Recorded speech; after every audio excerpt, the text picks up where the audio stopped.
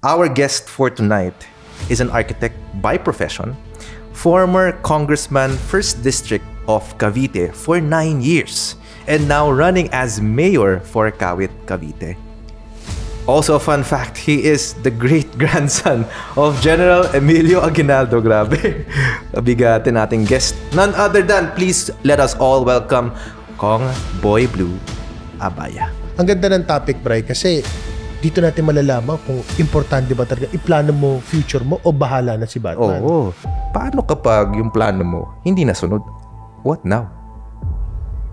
Well, maybe come from your experience mo as an architect. Paano kanya rin, di ba? Sabi mo, nag-construction ka din, di ba? Construction. Paano yun? May binuo kang bahay, tapos hindi nasunod yung plano, di ba? Yun yung nangyari. May plano ka. Drinowing mo. Okay na. Then, tinayo. Then, may change order. Sabi ng may-ari, ayoko niyan. So, sisirahin mo ulit. Dapat handa ka doon. Yun yung sasabi ko yung stress. But you know what? You know what you're getting into. So, there are times na hindi masusunod yung plano. But you learn to adapt and adjust. Yun ang pinaka-importante siguro. Meron na bang mga instances in your life na, let's say, when you were a student or let's say, you were a congressman na hindi nasunod yung plano? How did you handle it? Let's say, mga medyo mabibigat na problema. Paano mo na-handle yun? Ano naging plano mo doon? So, ano like in the 9 years niya? Oo, ano naging plan B mo doon? Di ba? Paano ka naging handa?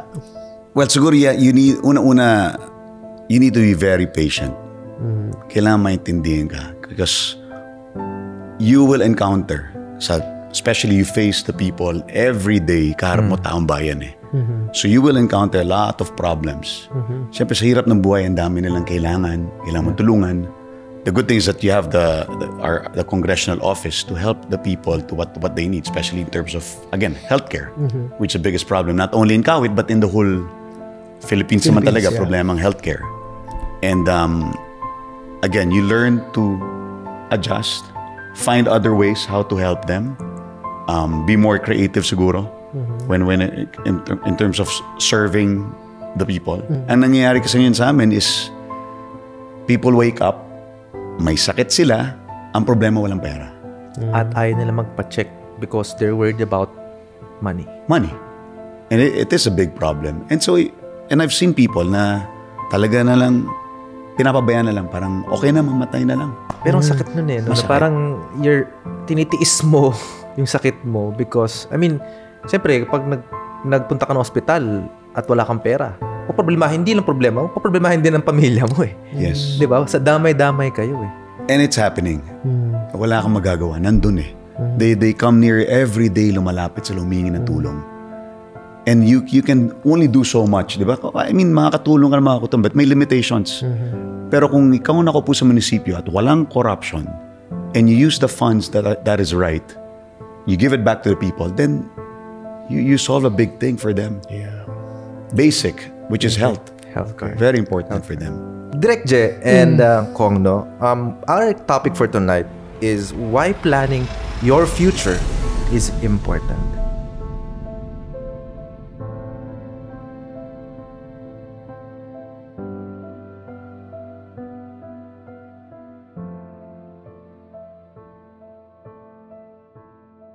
Pag-usapan natin dito, kwento mo sa buhay. Kasamang mga pogs, ilabas lahat ng tunay. Mag-relax na tayo, sober man o tipsy. Aral makukuha mo sa Life Over. Hey everyone, and welcome to another episode of Life Over Whiskey Podcast, where we share valuable life lessons and stories you can learn from over a glass of whiskey. My name is Brian. And I'm Gerald. Direk Jen, ito pa rin tayo. At hindi whiskey ulit ang iniinom natin. Okay, wine po muna tayo. Medyo iba ang taste natin for tonight. Hindi, gusto lang natin mag-healthy-healthyhan. Healthy-healthyhan. Healthy-healthyhan kami ngayon. Ayan. Direk J, I'm excited for this episode because may naimbita ulit tayo. And I would say maraming mga ka-whiskey and mga ka-low-barkada natin out there who would be inspired by this person's story. If I may introduce. Please let us all welcome Kong Boy Blue Abaya. Well, good evening, Direk Gerald and Bri. Of course, mga viewers, mga nakikinig, nanonood ng Life Over Whiskey, good evening sa inyong lahat. Ayan. Thank you so much for being part of this episode. At pinaunlakan mo kami sa iyong Thank you for inviting. Ano masasabi mo? Pogi ba yung guest natin? Pogi. Diba? Na-starstruck ako na nakita ko kanina. Pagkapasok, sabi ko, sino to? Pogi. Ayan. So, Direk Je and Kong, no? Our topic for tonight is why planning your future is important. Ay, Importante ba talaga? Ang ganda ng topic, Bray, kasi dito natin malalaman kung importante ba talaga iplano mo future mo o bahala na si Batman. Oo. Diba? Tsaka, related sa kanya dahil arkitekto siya dati. Ayan. Ako, excited na ako. Game na. Game na tayo. Oo. So, Kong, pwede bang kwentuhan mo muna kami ng iyong backstory? Ano ba yung history mo? How did you grow up in? And maybe, what have you learned or gone through when you were a kid? Well, we grew up in Kawit, Cavite. Of course, we went to school I was in Alabang, sa Lasal. Zobel. Lasal Zobel. Okay. But we'd always commute. So medyo malayong biyahe. Okay. Lampas isang oras every day from Cavite. Wala pa namang mga short, maiksing daan. Wala pang highways. Yes. So it was always the long roads going there. But we were very protected ng daddy tsaka mami namin. Kumbaga, ang sasabi sa amin, gawin nyo na lahat. Basta nandyan lang kayo sa loob ng bahay. Nandyan lang kayo sa loob ng compound. Kasama ng mga pinsan, kasama ng mga kapatid ko, kasama ng mga kapitbahay, but lagi nandun kasi sundalo naman yung daddy ko eh. So medyo maingat lang talaga siya. But of course, as you grow, you learn more things, you get more exposed to the world. So more experiences, I guess. So, you studied sa DSLU sa Zobel, di ba? Yes. For high school. For elementary hanggang high school. High school. Okay, so sa Lasalista ka. College mo? Nasa Amerika na ako.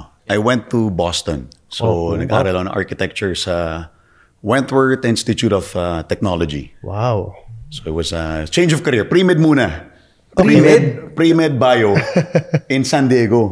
Okay. Tapos, nagbago ng isip. Hindi ko pala kaya pala tumingin sa dugo. Nakakot rin ako. And then, eventually, sabi ko, hindi.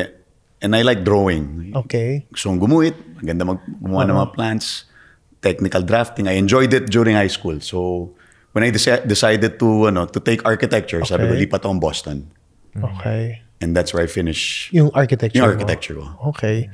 So, do you really enjoy that profession before? Yeah. Or did you ever try also to, apply for other companies before? I did work in the States for 1 year. Okay. For an experience and another 6 months in another company. Okay. Before coming back. So usually kami magkakapatid, nag-aaral kami sa Amerika. And then pagkatapos, alam mo sa lobin mo, nababalik ka sa bansa mo eh. Nauuwi ka din. So you go there for school, you get the experience, then you come back and you try to apply it dito sa atin. Motivation yun na parang apart from knowing na gusto mo talaga bumalik sa Pilipinas, gusto mo talaga na apply dito, meaning you want to give back dito? Yeah, I really believe in that na, of course, medyo mahirap ang Pilipinas eh. And you learn more abroad. I guess in terms of technology and experience. And you try to apply. And I did that. Pagbalik naman dito, everything na natutunan ko doon, trinay ko i-apply talaga when I became an architect dito. So I took the boards. Yeah. But medyo iba yung turo doon sa Amerika, iba turo dito. But at least nakapasa naman tayo in one take. So lumusot naman. But I guess there are differences naman between working there and working here. So I tried also being a contractor. And medyo stressful. Stressful. But of course, you do your best. But eventually, tinigil ko rin lahat when you get into politics. After. Kasi you need, buong oras mo dapat ibuhos mo sa politika. Pero, Kong, may question ako. Like, also with you, Brian, no? But, sa inyo ba, gaano ba ka-importante yung magplano ka ng future mo? Kailangan ba lahat ng gagawin natin sa buhay natin, iplanuhin natin? Hindi ba, importante ba yan? Or dapat ba spontaneous ka lang? So, can you take us to that truth? Ano ba yung nag-work sa'yo? Yeah. Siguro very important yung parang meron kang North Star. Na alam mo yung, that will be the guide. Okay. I mean, just like being an architect. Lagi kami may drawing, lagi may plano. But you don't get the results until matapos mo yung plano, until matapos yung building, matapos mo yung bahay, that's when you see the satisfaction. Pero, umpisa, dapat alam mo na yung gagawin mo. Especially the most important things. Just like siguro yung politics. You knew I knew when I was in college na you have the heart for it. Gusto mong tumulong, gusto mong magsilbi sa taong bayan, and it was there. But then when I got back, arkitekto ako eh. But then you realize na you have that attachment to help the people, na you want to be there. You see it and you want to go near, you want to nakikita mo yung kahirapan ng buhay eh. And you want to give back. And I think that's where it started. Yeah. That's why you went into politics. Yes. But I guess, medyo natutuwa ako kasi, a lot of, di ba sabi natin, Filipinos are world class. Yeah. And a lot of the talents and yung mga skilled professionals oftentimes go abroad kasi the opportunity is abroad. Pero there are few people, especially like you, na would want to contribute, diba, your skills and dito talent. And talent dito sa Pilipinas. Yeah. Yes. Diba? Even before you decided na, sige, I'm seeing what needs to be done, I want to go into politics. That was like, naramdam mo talaga sa'yo na gusto mong, although there are good opportunities out there, yes, you want it to be here. Siguro, one thing, that's why I went back also, because yung family's here. As Filipinos, malapit tayo sa pamilya natin. Yeah. And kung nandito yung magulang mo, nandito yung mga kapatid mo, talagang gusto mo malapit sa pamilya. Yeah. And I saw that sa States. Sa Amerika, masipag ka lang, magtiyaga ka lang, yayaman ka, maging successful ka. But beyond that, hahanapin mo yung pamilya mo eh. Hanapin mo yung kasama mo yung magulang mo. Yun yung kailangan eh. Doon medyo independent ka. Though you want that freedom, pero I guess as Filipinos, family is more important than anything else. So, bumabalik tayo. So, Kong, would you say na taking architecture and going to the, going to politics, technically it's planned. Did you plan for it? Did you? I mean, kasi, from what I'm getting, sabi mo nga, you envisioned and you want to help other people. Like I said a while ago, parang it's in your heart. Okay. And of course, my great grandfather was the first president, and you see inspired ka not to help, and you know what he did. Siyempre, and I wanted to do that too. And eventually, there was an opening in the first district, and after that, nasa lain naman namin. It's in your blood, basically. It's in my blood. So I tried, and we succeeded. In being a congressman for 9 years in the first district. So speaking of sabi natin planning, no? Kasi ako spontaneous person ako, kilala mo ako, di ba? I would often be open din sa experiences. As much as I also appreciate planning, kasi syempre if you don't plan, then you're planning to fail, right? Pero syempre parang ako kasi gusto ko experience eh. What would life bring if I am open to learning, right? Gusto ko tanungin, paano kapag yung plano mo hindi nasunod? Oo, magandang tanong yan, Bray. Mabigat yun, ha? Paano kung yung... Kasi I often don't plan. Yeah. But sometimes, of course, for structure, para organize, nagpaplano. Yeah. To a certain degree. Pero spontaneous kasi ako eh. So I'm curious to ask both of you, paano kapag yung plano mo hindi nasunod? What now? Well, maybe come from your experience mo as an architect. Paano kanyari, di ba? Sabi mo, nag-construction ka din, di ba? Construction paano yun? May binuo kang bahay, tapos hindi nasunod yung plano. Di ba? Yun yung nangyari. May plano ka. Drawing mo. Okay na. Then, tinayo.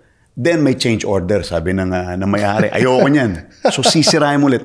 Dapat handa ka doon. Yun yung sasabi ko yung stress. But you know what you're getting into. Yeah. So there are times na hindi masusunod yung plano. But you learn to adapt and adjust. Yun ang pinaka-importante siguro. Na kaya mo tanggapin na babaguhin yung drawing mo. Babaguhin niya ng arkitekto. Dahil yung arkitekto, babaguhin ng may-ari. Dahil yung may-ari, yun yung client mo eh. So partly, masusunod sa'yo, pero may masusunod pa rin sa kanya eh. So dapat ready ka doon. So just So like you listen. You listen to Yes. what needs to be done. Yes. So parang sinasabi mo, you always have a plan B. dapat. Dapat. Okay. Or handa ka. If something fails, you know what to do next. Kailangan may vision ka May rin na. solusyon agad, no? May solusyon ka lagi. Okay. So, if may I ask lang, Kong, no? What's your plan for Cavite? I mean, ano yung mga plano mo For Kawit. for Kawit? Yeah, for Kawit itself. Well, Kawit is a first-class municipality.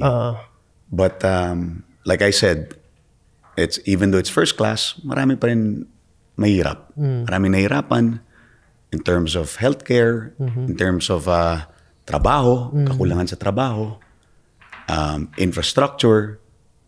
So those things are needed to be addressed. And I think Kawit, as a historical town, as the seat of independence for the Philippines, so we need to build that again. Make sure it comes out as a important town or city in the Philippines, and then also make it as a corporate hub for Cavite, or at least one of the more modern and as like a smart city in Cavite. Ako, from what I'm getting, Kong, no, since now you're running for mayor, ang nakita ko, you have done something right para 3-term kang ma-re-elect. Kumbaga, para 9 years, di ba? Usually, 9 years. Yeah. 9 years, no? 9 9 years. So, That's the maximum. Yes, Right? then you take a break or you run for a different position. Yun ang... Pero tagal din nun. Direct tagal. 9 years. Ibig sabihin, you're doing something right. You're doing diba? something right for you to be re-elected. So, the question is, what do you offer something different from the other let's say, running for mayor? Ano yung difference mo sa plataforma mo? So, well, one thing that we want to focus on in Kawit is healthcare. Very important healthcare. Umikot ako sa bayan eh. Makikita mo ang daming namamatay. Unang-una walang pera. Ang tao, pang gamot. Pagka nagkasakit, yung buong savings nila pwede mawala sa loob ng isang araw. Pag may nagkasakit sa pamilya, lahat ng inipon nila nawawala. And I think that's very important na ma-address. When you have good hospitals, good doctors, and if the municipality or the local government supports the people in terms of healthcare, then that's number one. Then it solves most of the problems of the people. Having a good healthcare system for your town. And another thing is, problem namin Kawit is the baha. Kawit is a catch basin of Cavite. So lagi kami binaba tuwing bagyo, tuwing malakas ang ulan, baha. And that's one thing we wanted to do, to have a master plan for the flood control ng Kawit. Since it's there, it's no matter what's perennial, nandiyan na lagi yan. And having a master plan will have a guide on how to address yung baha sa amin. Alam mo, Brian, no? From what I'm getting kay Kong, importante talaga may blueprint, no? Kailangan meron kang guide or I think plano. nakakatulong sa kanya yung pagiging arkitekto mo talaga. No? Nagbubuo ka talaga ng plano. And you have a clear structured guidelines. Diba? As an architect, sinusunod mo rin talaga yan eh. But pinaka-importante is, he also adapts. Yung sinabi niya. Nag-a-adapt siya. And I think that works for you as the, kinakasakupan mo. Kumbaga. Yes. Constituency. Yeah. Meron na bang mga instances in your life na, let's say, when you were a student or let's say you were a congressman na hindi nasunod yung plano? How did you handle it? Let's say mga medyo mabibigat na problema. Paano mo na-handle yun? Anong naging plano mo doon? So, like in the 9 years niya? Ganyan? Oo, ano naging plan B mo doon? Di ba? Paano ka naging handa? Well, siguro, you need, you need to be very patient. Kailangan maintindihan ka. Because you will encounter, especially you face the people every day, kaharap mo taong bayan eh. So you will encounter a lot of problems. Siyempre sa hirap ng buhay, ang dami nilang kailangan mo tulungan. The good thing is that you have the congressional office to help the people to what they need, especially in terms of, again, healthcare, which is the biggest problem, not only in Kawit, but in the whole Philippines naman talaga, problema ang healthcare. And again, you learn to adjust, find other ways how to help them, be more creative siguro. when in terms of serving the people. May specific bang top of mind na one instance na nakapag-adapt ka? This is what happened, but I was able to also turn it around. May ganun ka bang experience? Top of mind mo, maybe? Yeah, kahit sa school or sa maybe business or I don't know. Or maybe yun nga as a congressman. Yeah. Well, siguro nung Congress, ang pinakamahirap namin at that time was so you thought you think na okay maging congressman, okay na, then of course you become an opposition suddenly. From the Aquino administration na majority kayo, then suddenly during the Duterte administration naging opposition ka. And siguro the biggest challenge was nawala yung budget mo. Kasi you believed in your morals. So you voted based on your conscience. Sensya mo. So I was against death penalty, against martial law, and tanggap ko nun. The threat was there na mawawalan ka ng pondo. Mawawalan ka ng pondo ng pantulong mo sa constituency mo. And I had to explain to the people bakit wala kang project this year. And of course, you have to fight for it. May naman tayo, I believed in yung morals ko. So, I knew. And the good thing is that the people in Cavite understood na nasa opposition ka eh. Wala ka ngayon, medyo mahirap kumuha ng pondo para sa project, but at least they knew, naintindihan ka. As long as na-explain mo na maayos sa kanila. Being open to communicate. Yeah. Meron na bang time kung na parang since nahirapan ka sa pondo at that time, nagkaroon ka ng plano na, sige, I will shell out my own money na lang for my district. Did you ever? Laging gano'n naman yun. Laging gano'n yun. Lagi bang gano'n? Laging kulang. Hindi talaga. Hindi enough lahat ng project. You still need, there are things na hindi naman, you cannot use government funds eh. May mga bagay na talagang personal yun. It is your own money, and if you really want to help, you have to give it to the people also. Same thing right now, di ba? We're not in a position, wala kami sa pwesto, so everything na gastos namin, sariling bulsa talaga. Mahirap, but kailangan mong gawin eh. Ang daming humingi ng tulong talaga. I guess, pahirap ng buhay. And especially sa bayan ng Kawit, yan ang nangyayari ngayon. With all of your plans, do you think meron kang specific timeline na magagawa mo yung plano mo for Kawit? Sabi ko nga lagi, pag umiikot kami, terms of healthcare, you can implement it eh. As a mayor kasi malayo sa congressman. Ang congressman kasi, you make the laws, you have projects, takes time, infrastructure projects. As a mayor, parang COO eh. So parang presidente na isang maliit na bayan. And mas mabilis ang implementation. So you can see, if you do something good, you can see the effect instantly. And like I said, having a health card for the constituency, for the people of Kawit, at least pagising nila sa umaga, may card silang Bitbit. Pag nagkasakit sila, pagpunta sa hospital, pakita lang nila yung card. Gagamutin agad sila. Ang nangyayari kasi yun sa amin is, people wake up, may sakit sila, ang problema walang pera. At ayaw nila magpa-check because they're worried about money. Money. And it is a big problem. And so, I've seen people na talaga na lang, pinapabayaan na lang, parang okay na, mamatay na lang. Pero ang sakit nun eh. No? Na parang tinitiis mo yung sakit mo because, siyempre, pag nagpunta ka ng hospital at wala kang pera, paproblemahin, hindi lang problema, paproblemahin din ang pamilya mo eh. Yes. Di ba? Sa damay-damay kayo eh. And it's happening. Wala kang magagawa. Nandun eh. They come near every day, lumalapit sila, humingi ng tulong. And you can only do so much, di ba? Makakatulong ka na makakutulong, but may limitations. Pero kung ikaw nakaupo sa munisipyo at walang corruption, and you use the funds that is right, you give it back to the people, then you solve a big thing for them. Yeah. Basic, which is health. Healthcare. Very important for them. So, Kong, ano ang mas importante sa paggawa ng plano or sa pagdesisyon mo?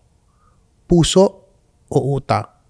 Pero sasagutin mo yan Sa pagbabalik ng Life Over Whiskey. And now, nandito na tayo sa pinaka-inaantay natin na segment. Karaoke King ka ba? Ito na yung inaabangan natin na segment. Karaoke King ka ba? Ba't dyan ako mapapainom? Napainom na siya. Parang kailangan ng courage para kumanta, no? So, Kong, ano bang gusto mong ibahagi sa ating mga listeners? Parang kulang yung wine eh. Kulang ba? Wonderful Tonight. Wonderful tonight. Ito Smashing Pumpkins? Eric Clapton. Eric Clapton. Okay. You can hold it. Yeah. Sabayan ka namin kung kaya namin. Isa pang round. Yeah. Naku, wala yung ano. Galang. Ready? It's late in the evening. She's wondering what clothes to wear. She puts on her makeup and brushes her long blonde hair. And then she asks me, do I look alright?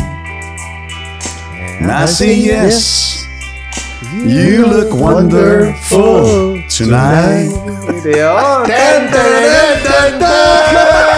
Diyan nyo lang po nakita si Congressman. Editor, ikaw na baka mag-score, ha?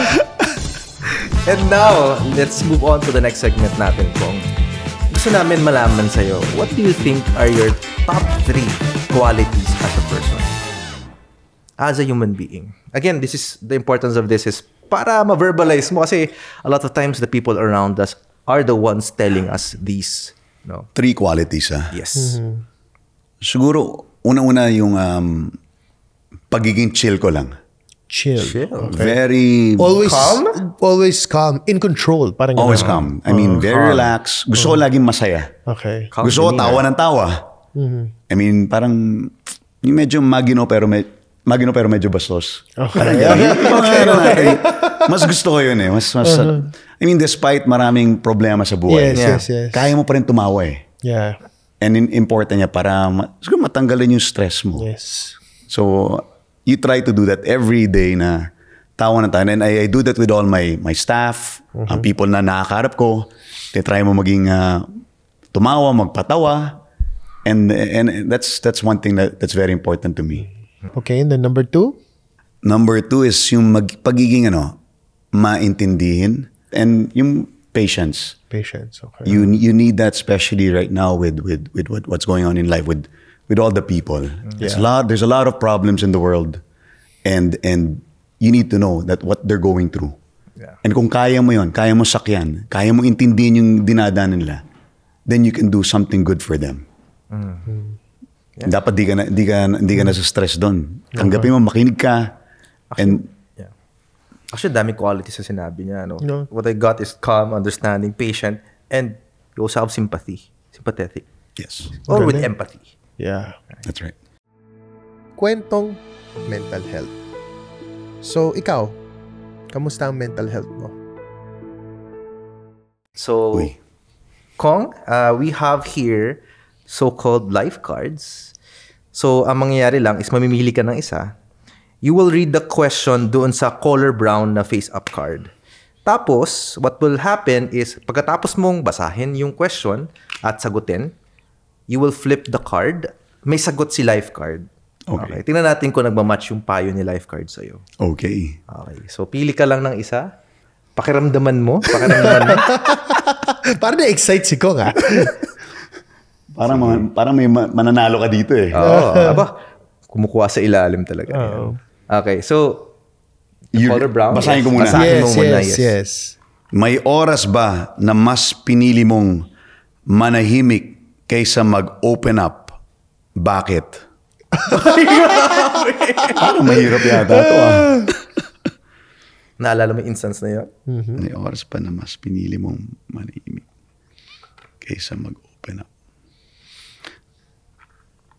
I guess nangyayari to araw-araw as a politician and as a congressman.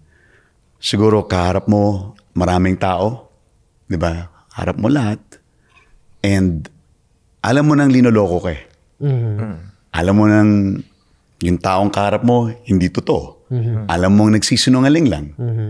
Alam mong pwede tatraidorin ka lang. Pwedeng ganon. Diba? Maraming backstabbers ngayon. Yeah. And as a politician, you open up to them eh. So plus, madali ang maniwala eh. But you learn na tumahimik. Pag alam mo na control your emotions. Diba? You use your brain, wag yung puso at that time, and you just keep quiet and just take it despite knowing na yung taong yun is there para lang bulahin ka, lokohin ka, and you still, you just keep your smile and just understand na lang. Galing. The truth will eventually come out. Yes. Galing. So ngayon, Kong, tignan na natin, ano bang payo sa'yo ng ating lifeguard? Pakibasa? Uy, English na siya. English na? It's okay if you're not ready to talk yet. There's no rush in opening up. Do it when you feel safe and comfortable. Makes sense. And welcome back to Life Over Whiskey. So Kong, eto na. Kailangan mo na sagutin itong matinding tanong na to. Puso o utak? Gandang tanong yan, Direk ah. Mahirap yan. Parang nahirapan Medyo ka. mahirap na tanong yan. Napaisip ka dun ko ah. Well, sa akin una, syempre, utak ang kailangan. You need to know what to do. Especially in terms of emergencies, calamities. Kailangan mo gagawin. Di ka pwede magpanik eh. But serving the people, of course, requires yung puso. Kailangan may pagmamalasakit ka sa tao. And since dapat sincere ka sa tao, and you know what they want. You need to learn what they really need. Hindi pwede yung tulungan ng tulong, di mo ginagamit utak mo, di naman pala kailangan. Kailangan alam mo yung problema nila. Kailangan mo yung pinagdadaanan nila. Nakikita mo. Bago mo ibigay yung solusyon, bago mo ibigay yung tulong. Kailangan maramdaman mo eh. So I would assume na even with your personal life, that's how you deal with it, like with family members, ganon, or I don't know, with business maybe? Well, very important talaga na, like you said, kailangan ng gumamit lagi ng utak. Yeah. Sa lahat. Even in terms So of you can't be too emotional eh. Hindi pwede. Hindi pwede. Lalo na sa politika. Yes, Hindi ka pwedeng yes, masyadong yes. emotional kasi mapektuhan ka. Yeah. Diba? You have to, you need to know that you're doing this for the people. Yeah. And yung ibang bagay na stressful sa'yo, lulunukin mo yun. Yeah. You need to be very patient. Yeah. And maintindihan sa tao. Tsaka totoo yan, Brian. I agree with Kong. Kasi when you're in the leadership position in any companies or even in business, hindi ka pwedeng puro emotion eh. Kasi kapag puro emotion, walang mangyayari. Walang mangyayari. Your company is, bound to fail. Yeah. I think gusto ko i-add on, Kong, no? Kasi kami ni Direk, balanse talaga kami eh. Ako, I'm someone who's still gathering yung, kumbaga, yung anong kailangan ko in business in terms of paggamitin yung talino utak natin. Ako, more on relationship kasi ako eh. Okay. So, syempre, si Direk, tinuturuan niya talaga ako. Kasi it's really important to balance din yung dalawang yan. Hindi naman pwede na puro utak na lang gamitin natin.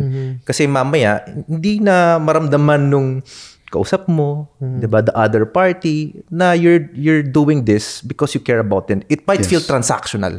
Just for the sake na masabi, 'di ba, na ginagawa mo siya. Pero Direk, gusto kong tanong si Kong. Eto sikat to na tanong eh. Tinatanong natin to usually sa guest, no? Para sa iba, Kong, diploma or diskarte? Parang mas matagal yung post niya dito. Medyo napaisip ako dun Ang diploma ko, hindi ko na nagamit eh. And ngayon, siguro, but I guess it's still a combination for me. Okay. As a politician, as someone who's there for 9 years, that my education helped me go through my career as a politician. Okay.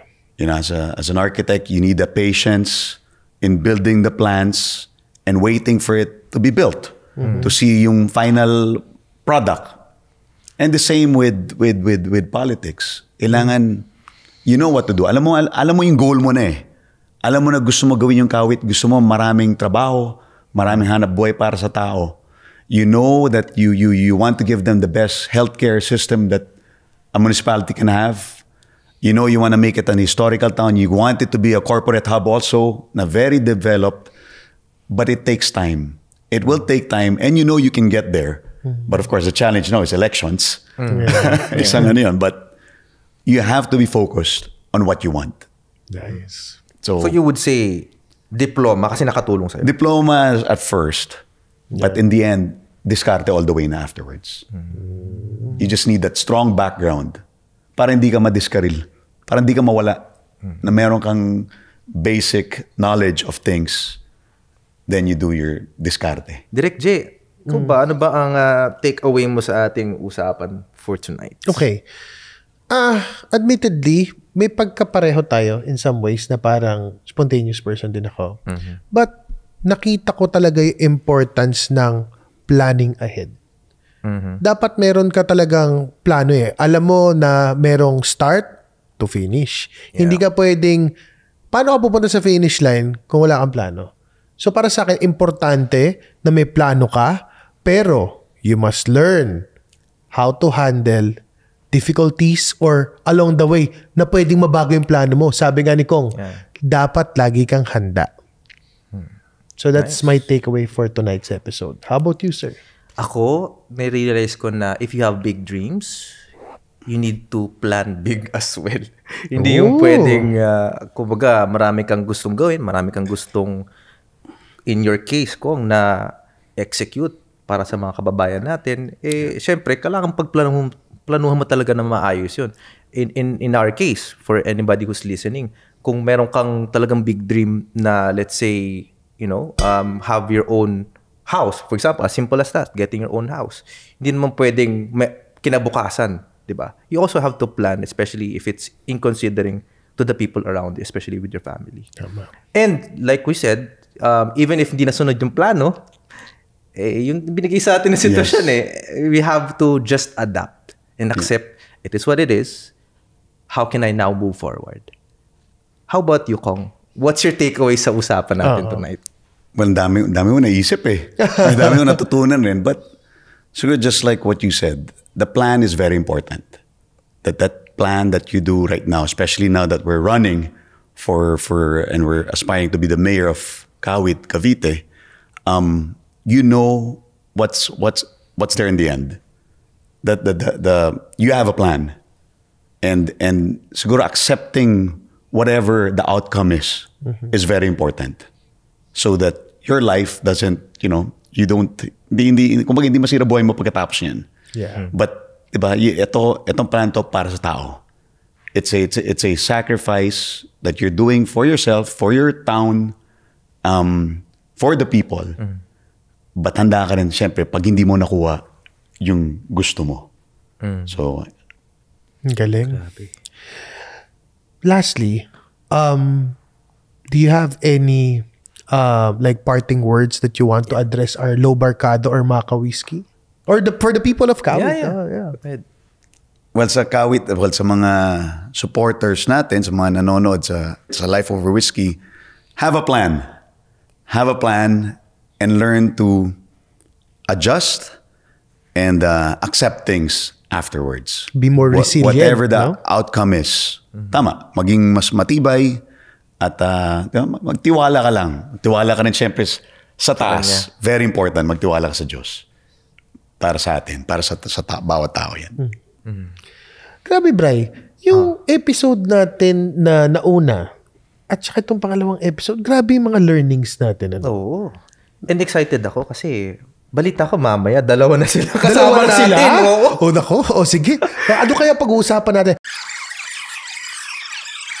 How do you know if you are with the right people? Nako. Magbabiral na naman tayo dito. No secrets. I hate secrets, Kailangan open ka. Pag may problema ka and that problem related sa trabaho, we should be open and discuss. Pag may mali ka, sabi niya mali. Pag tama ka, compliment ka niya. So, madali ko maintindihan eh. It's yes or no. Paano nagkaroon ng match? Paano nag-match? Well, Well, sa totoo, we only met a few months ago, last year. Okay. And when I spoke to him, you know, we met. You know, sinabi ko lang, gusto ko lang makita yung mga kotse niya eh. Kotse lang ba talaga? That's what he said. That's what he said. Abangan Alamin nyo. natin yan. Abangan nyo. Sa next episode ng Life Over Whiskey. And with that, thank you so much for listening and watching. We'll see you sa susunod nating episode. Cheers! Cheers. Cheers, guys. Podcast na naman with Gerald at Brian. Aral lang pulutan sa inuman at kwentuhan. Pinagsamang veterano, parehong talentado. Ihanda ang may katbaso sa lamesa at intabado. Big Eyes Production.